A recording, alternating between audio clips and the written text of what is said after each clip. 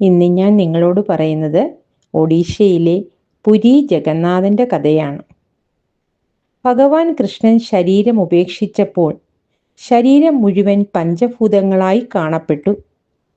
പക്ഷേ ഭഗവാന്റെ ഹൃദയം ഒരു സാധാരണ ജീവനുള്ള മനുഷ്യനെ പോലെ മിടിക്കുന്നു. ഭഗവാൻ സുരക്ഷിതനായിരിക്കുന്നു. ഭഗവാന്റെ ഹൃദയം ഇന്നുവരെ സുരക്ഷിതമാണ്. അതായത് ജഗന്നാഥൻ തടി പ്രതിമയ്ക്കുള്ളിൽ വസിക്കുന്നു. അങ്ങനെ അടിക്കാറുണ്ട്. വളരെ കുറച്ചാളുകൾക്ക് ഇത് അറിയാം. മഹാപ്രഭു ശുചീകരണത്തിൻ്റെ മഹത്തായ നിഗൂഢത ഒരു സ്വർണ്ണ ചൂലുകൊണ്ടാണ്. ഭഗവാൻ ജഗന്നാഥൻ, സാക്ഷാൽ ശ്രീകൃഷ്ണ ഭഗവാൻ, കലിയുഗ ദൈവം എന്ന് അറിയപ്പെടുന്നു. ജഗന്നാഥസ്വാമി തൻ്റെ സഹോദരി സുഭദ്രയ്ക്കും സഹോദരൻ ബലരാമനുമൊപ്പം പുരിയിൽ വസിക്കുന്നു. എന്നാൽ ഇതുവരെ ആർക്കും അറിയാൻ കഴിയാത്ത രഹസ്യമാണ്.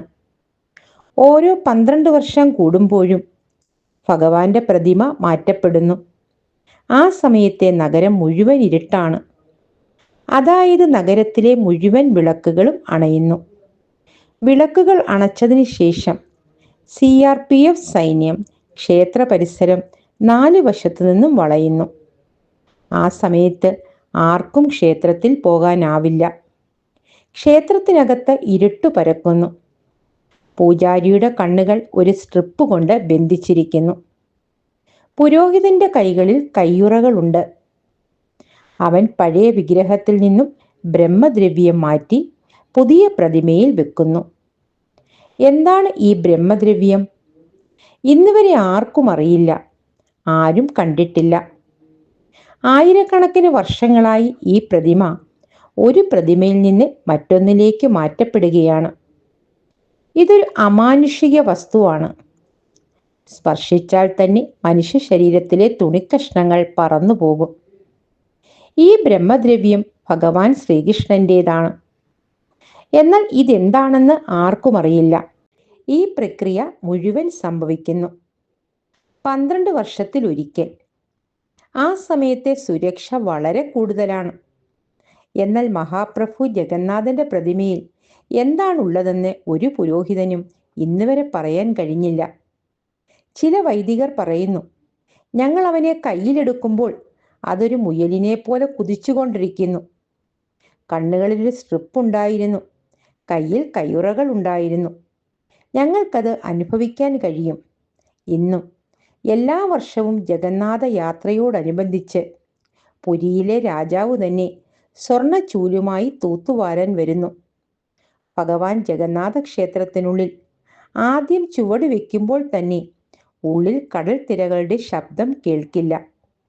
എന്നാൽ അതിശയകരമെന്ന് പറയട്ടെ, ക്ഷേത്രത്തിന് പുറത്ത് ഒരടി ചവിട്ടുമ്പോൾ തന്നെ കടലിൻ്റെ ശബ്ദം കേൾക്കും. മിക്ക ക്ഷേത്രങ്ങളുടെയും നെറുകയിൽ പക്ഷികൾ പറക്കുന്നത് നിങ്ങൾ കണ്ടിട്ടുണ്ടാകും. പക്ഷേ ഒരു പക്ഷിയും ജഗന്നാഥ ക്ഷേത്രത്തിന് മുകളിലൂടെ കടന്നു പോകുന്നില്ല. പതാക എപ്പോഴും വിപരീത ദിശയിൽ അലയടിക്കുന്നു. പകൽ ഒരു സമയത്തും ജഗന്നാഥ ക്ഷേത്രത്തിൻ്റെ പ്രധാന കൊടുമുടിയുടെ നിഴൽ രൂപപ്പെടുന്നില്ല. 45 നിലകളുള്ള ജഗന്നാഥ ക്ഷേത്രത്തിൻ്റെ ശിഖരത്തിലെ കൊടി ദിവസവും മാറ്റാറുണ്ട്. ഒരു ദിവസം പോലും പതാക മാറ്റിയില്ലെങ്കിൽ 18 വർഷത്തേക്ക് ക്ഷേത്രം അടച്ചിടുമെന്നാണ് വിശ്വാസം. അതുപോലെ ജഗന്നാഥ ക്ഷേത്രത്തിൻ്റെ നെറുകയിൽ ഒരു സുദർശന ചക്രമുണ്ട്. നിങ്ങൾ എല്ലാ ദിശകളിൽ നിന്നും നോക്കുമ്പോൾ നിങ്ങളുടെ മുഖം നിങ്ങളുടെ നേരെ നോക്കുന്നു. ജഗന്നാഥ ക്ഷേത്രത്തിലെ വിറക് തീയിൽ പാകം ചെയ്യുന്ന അടുക്കളയിൽ പ്രസാദം പാകം ചെയ്യുന്നതിനായി 7 കളിമൺ പാത്രങ്ങൾ ഒന്നിനു മുകളിൽ ഒന്നായി സൂക്ഷിക്കുന്നു. ഈ സമയത്തെ പാത്രവിഭവമാണ് ആദ്യം പാകം ചെയ്യുന്നത്. ഭഗവാൻ ജഗന്നാഥ ക്ഷേത്രത്തിൽ എല്ലാ ദിവസവും ഉണ്ടാക്കുന്ന പ്രസാദം ഭക്തർക്ക് ഒരിക്കലും കുറവല്ല. എന്നാൽ അതിശയിപ്പിക്കുന്ന കാര്യം, ക്ഷേത്രത്തിൻ്റെ തീരം അടച്ച ഉടൻ തന്നെ പ്രസാദവും അവസാനിക്കുന്നു എന്നതാണ്.